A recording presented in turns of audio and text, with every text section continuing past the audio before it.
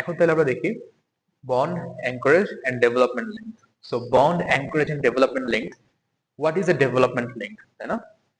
A development length is defined as that length of embedment necessary to develop the full tensile strength of the bar. Definition দেখে কিছু বোঝা যায় না, আমি ডায়াগ্রামে চলে যাব। যদি আমি একটা রিইনফোর্সমেন্ট একটা কনক্রিট ব্লকের মধ্যে দিয়ে কাস্টিং করি, এটা টান দিই, তাহলে কি হবে? পিছলাই গেল না? যদি অল্প একটু ঢুকায় টান দিই, পিছলাই যাবে। আর একটু বেশি দিলেও তাও পিছলাই যাবে।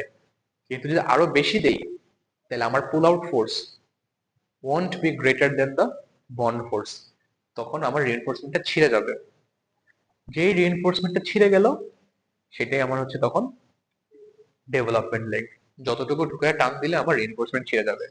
কারণ আমি তো যখন বিম ডিজাইন করি, আমি তো মাথায় এটা রাখি যে রিইনফোর্সমেন্টের টেনসাইল স্ট্রেংথ কতটুকু।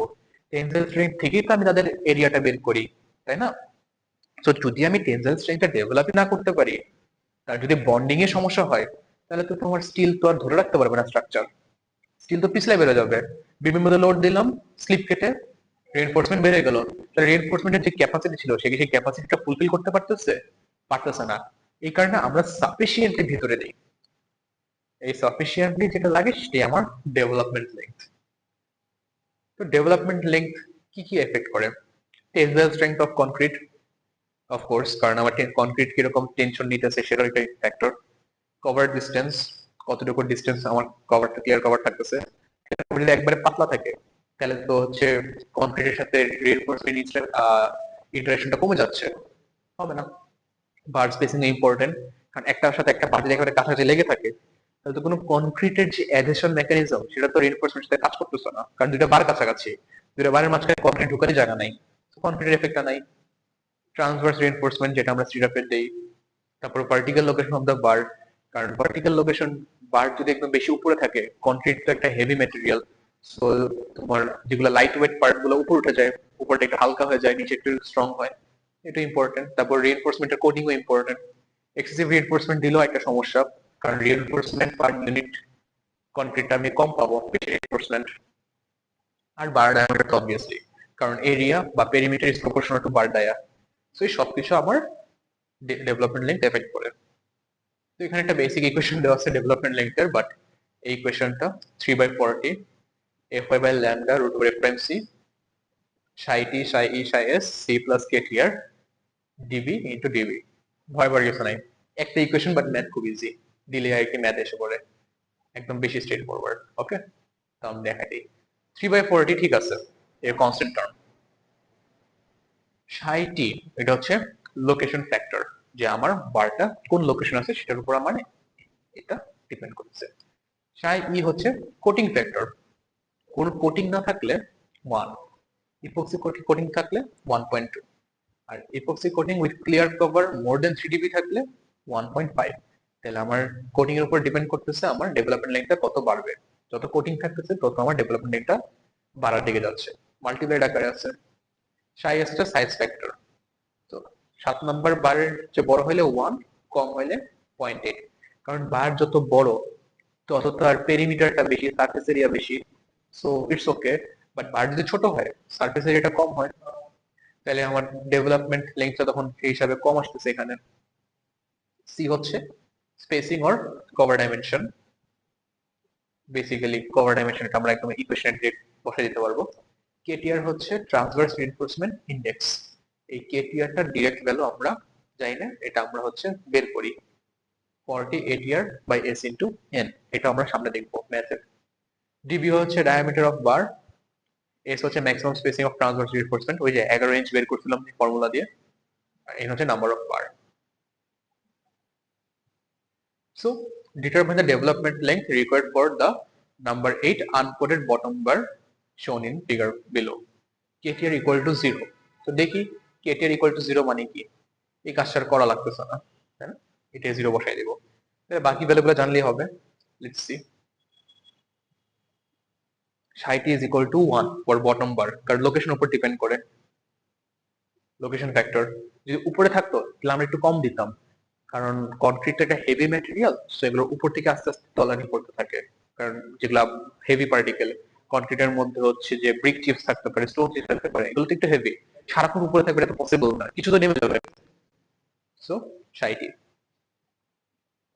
ওকে, তারপর E for uncoated bar, S is equal to 1 for number 8 বার, কারণ নাম্বার 8 এর চেয়ে বেশি হইলে বললাম ল্যামডা হচ্ছে 1 নরমাল ওয়েট কনক্রিট। তো ভ্যালু অফ সি, তো সি এর ভ্যালুটা কম্পিউট করা লাগে।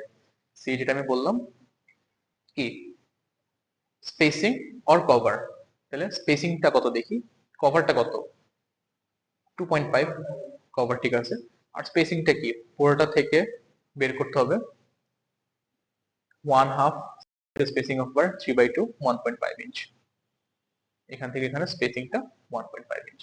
তো এই দুটার মধ্যে আমি 2.5 আর 1.5 পাইলাম। সো কোনটা আমরা স্পেসিং আমরা কোনটা বসাবো, এই যে এ বি দুটা বের করছে, এই যে ভ্যালু অফ সি তে 2.5 আর 1.5 কোনটা বসাবো,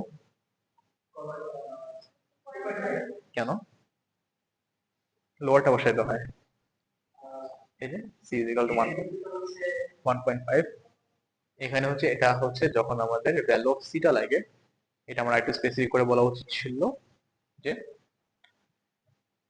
spacing or cover dimension which one is less, যেটা কম সেটা আমরা বসাই দিই, কারণ আমাদের মিনিমাম ধরে কাজ করতে হবে।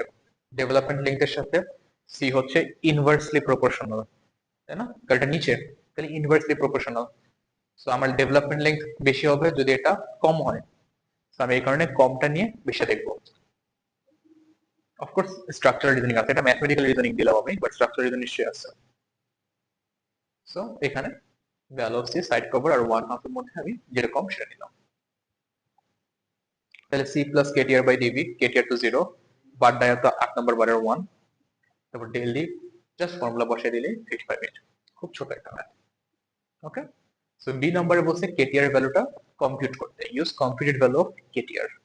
তাহলে এখানে আমি কম্পিউট করব KTR is equal to 40 ATR by S into N. ATR মানে ট্রান্সভার্স রিইনফোর্সমেন্ট এর area, transverse reinforcement 3 number bar, area কত 2 ইনটু করতাম না আমরা স্ট্রেটআপে, 2 into 0.11 S into N, N হচ্ছে নাম্বার অফ বার আর S হচ্ছে 80, S 80 কোথা থেকে আসছে,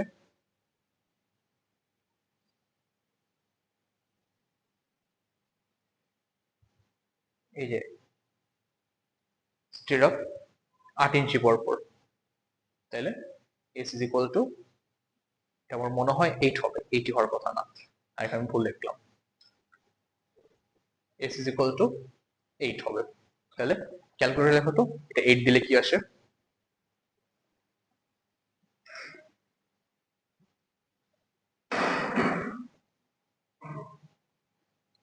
40 ইন্টু 2 হবে 80, 80 ইন্টু 0.11 হবে হচ্ছে অ্যারাউন্ড 80, 8 হবে তাই না, হ্যাঁ টাইপিং মিস্টেক, 8 হবে।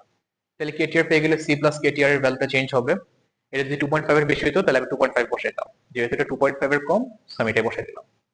তাহলে ld is equal to 3/40, 6000 by 60,000 by 1 by root over 3000, formula দিলে 44 ইঞ্চ। Clear, very easy. তাহলে আমাদের ডেভেলপমেন্ট লেংথের ম্যাথগুলো এত, কোনো কোয়েশ্চেন?